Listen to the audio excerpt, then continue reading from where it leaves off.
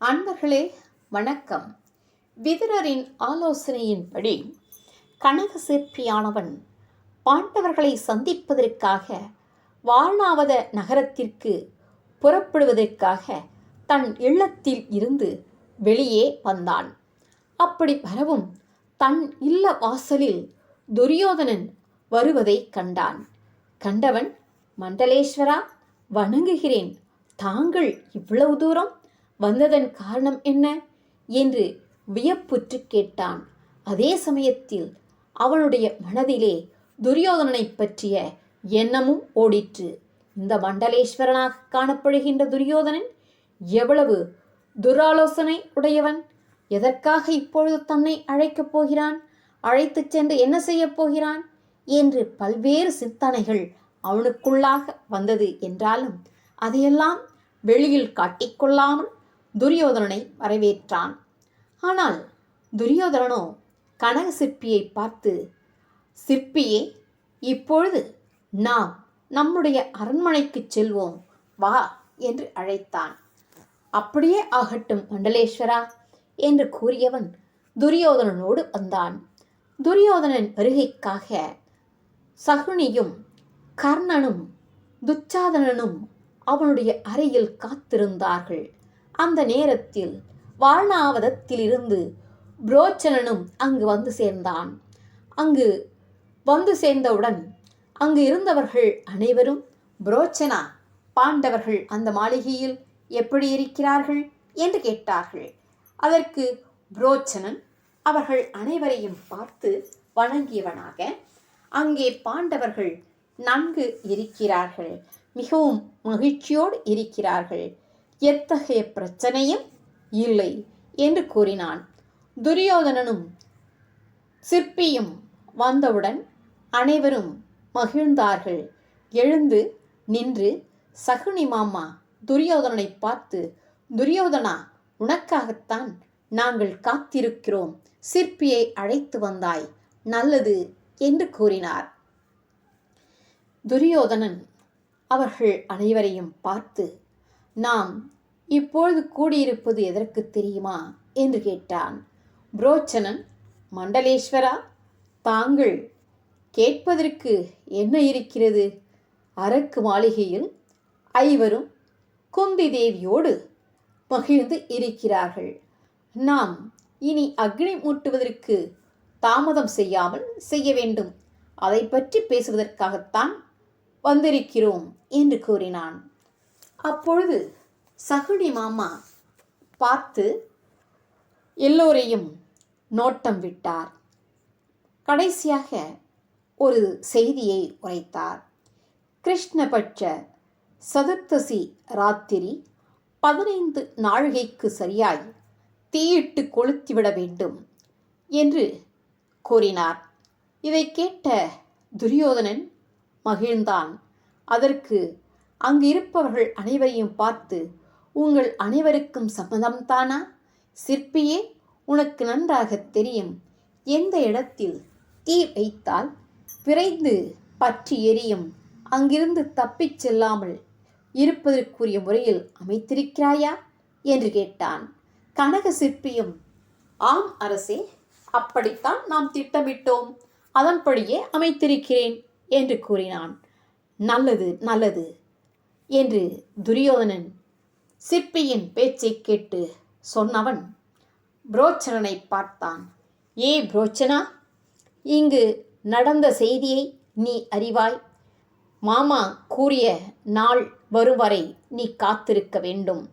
ஆகையால் நீ இப்பொழுதே புறப்பட்டுச் செல், இந்தா இதை பெற்றுக்கொள் என்று கூறியவன் ஆடை ஆபரணங்களையும் பல செல்வங்களையும் அவனுக்கு கொடுத்தான். அவற்றை பெற்றுக்கொண்ட புரோச்சனன் வணங்கி, செல்கிறேன் மன்னா என்று அங்கிருந்து புறப்பட்டு சென்றான். அவரவர்களுடைய இடத்திற்கு சென்றார்கள். கனக சிற்பியும் புறப்பட்டான். விதுரர் சொன்னது மனதில் பதிந்திருந்தது.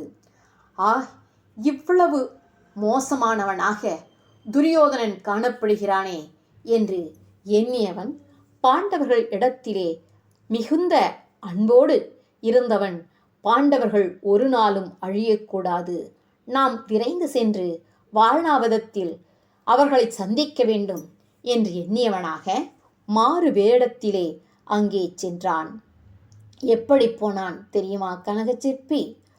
நல் இரவு வேளையில் ஒரு யாசகனைப் போல் வேடம் கொண்டு வாரணாவதத்திற்கு வந்து சேர்ந்தான். வந்தவன் அங்கு தர்மபுத்திரர், பீமன், அர்ஜுனன், நகுல சகாதேவன், குந்தி தேவி இவர்கள் இருப்பதை கண்டான். யாசகம் கேட்பதைப் போன்று இருந்தவன் அங்கு தர்மபுத்திரனையும் பீமனையும் கண்ட மாத்திரத்தில் சாஷ்டாங்கமாக காலில் விழுந்து பணிந்தான். அப்படி வணங்கியவனை பீமன் இழுத்து நிறுத்தி, அப்பா, நீங்கள் யார்? எங்களை வணங்குவதற்கு என்ன இருக்கிறது? தாங்கள் வேண்டுவது என்ன என்று கேட்டான். அப்படி கேட்ட மாத்திரத்தில் தர்மபுத்திரனும், இவர் மிகுந்த பசியோடு இருக்கிறார், இவருக்கு ஏதேனும் முதலில் உணவு கொடுக்க வேண்டும், அதன் பிறகு இவர் வந்ததனுடைய காரியம் என்ன என்பதை நாம் கேட்போம் என்று கூறியவர், அம்மா, இவருக்கு நாம் உணவு கொடுக்க வேண்டும் அம்மா என்று கூறினான். குந்தி தேவியும் அப்படியே ஆகட்டும் என்று சொன்னவள் சென்று காய்கனிகளையும் நல்ல உணவினையும் எடுத்து வந்து அந்த சிற்பிக்கு யாசகனாக வந்த அவனுக்கு கொடுத்தாள். அதை உண்ட சிற்பியான கனகன் பீமனையும் திருதராஷ்டிரனையும் தனி இடத்திற்கு அழைத்துச் சென்றான்.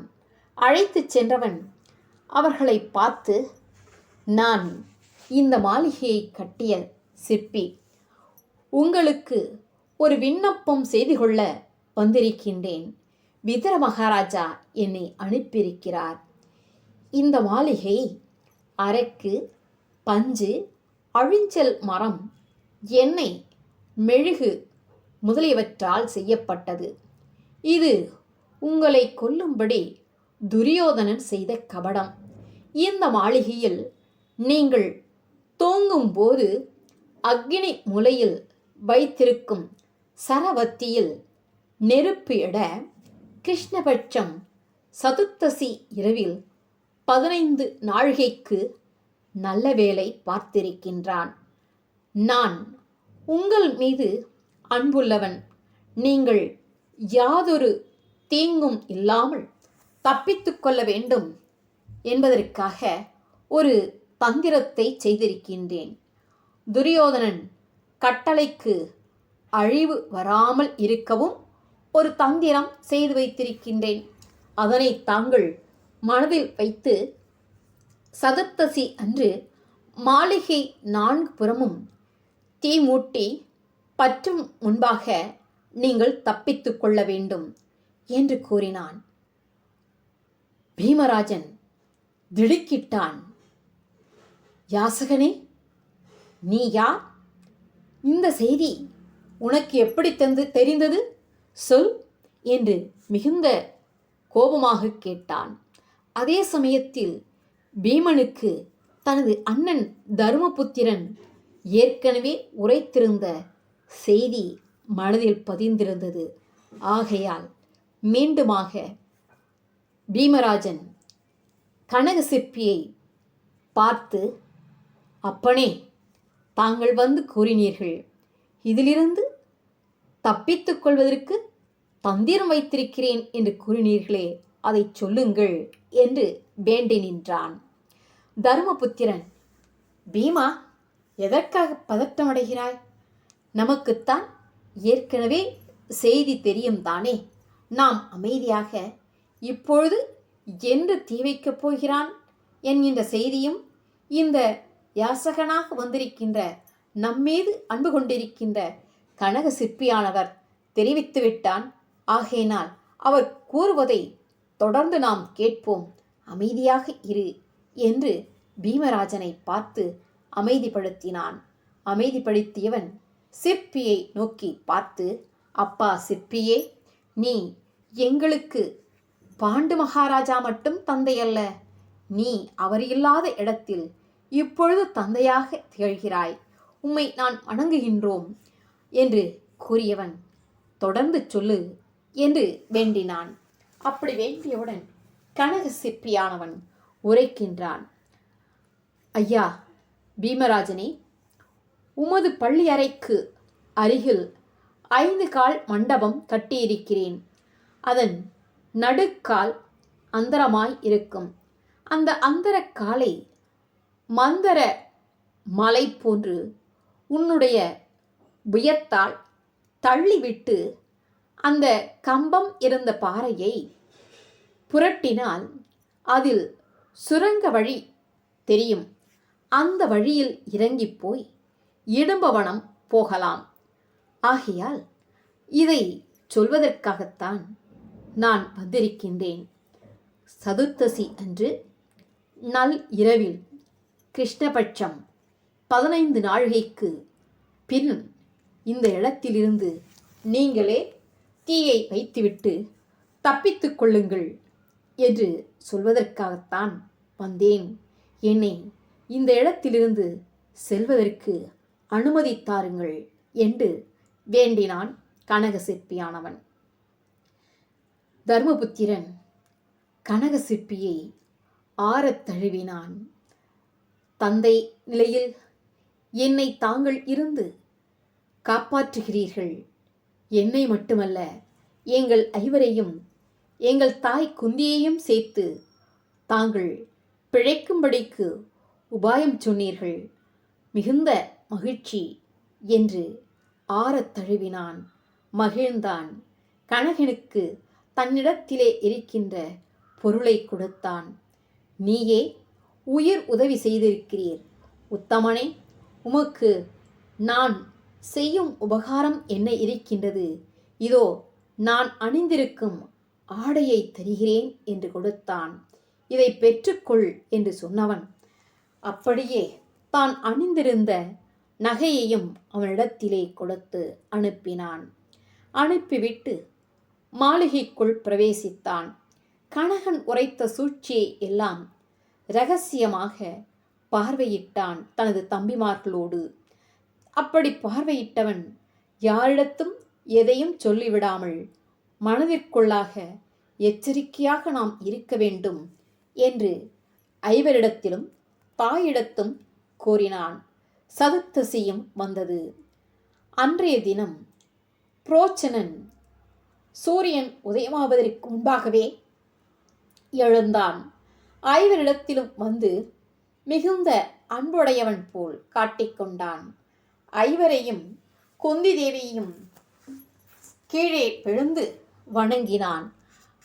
வாயை பொத்திக்கொண்டு அவர்கள் எதிரிலே நின்று தர்மபுத்திரனை பார்த்து, சுவாமி, தர்மபுத்திரரே, ஏதாவது அடியேனுக்கு கட்டளையிட வேண்டியிருந்தால் சொல்லுங்கள் என்று வேண்டி நின்றான்.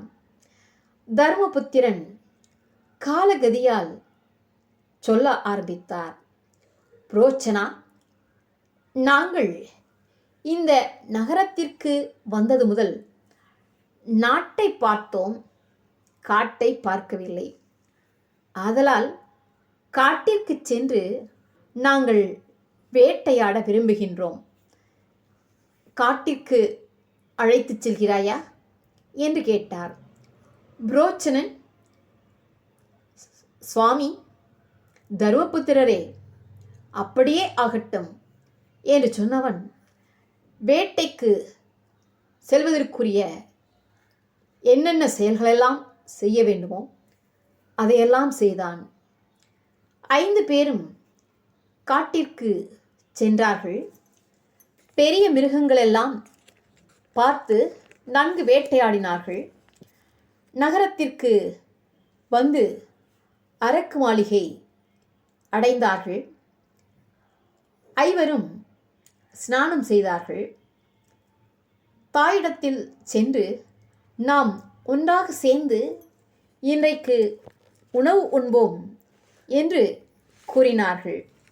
அப்படி சொன்ன உடனே குந்தியானவள், நான் மட்டும் உணவு உண்டால் போதாது, ஆகையால் நாம் இங்கு இருக்கின்ற அந்தணர்களையெல்லாம் அழைத்து உணவு போடுவோம், அவர்கள் பசியார உண்ணட்டும் என்று கூறினாள். குந்தியின் அந்த செய்தியையும் கேட்ட தருமபுத்திரன், அப்படியே ஆகட்டும் தாயே என்றவன் அந்தணர்களையெல்லாம் அழைத்தான். குந்தி தேவி அனைவருக்கும் உணவிட்டாள். பெண்களும் அங்கு உணவு உண்ண வந்தார்கள். அவர்கள் உண்டு முடித்தவுடன் தத்தம் வீடுகளுக்கு விடை பெற்று சென்றார்கள். அன்பர்களே, தொடர்ந்து கேளுங்கள். நன்றி, வணக்கம்.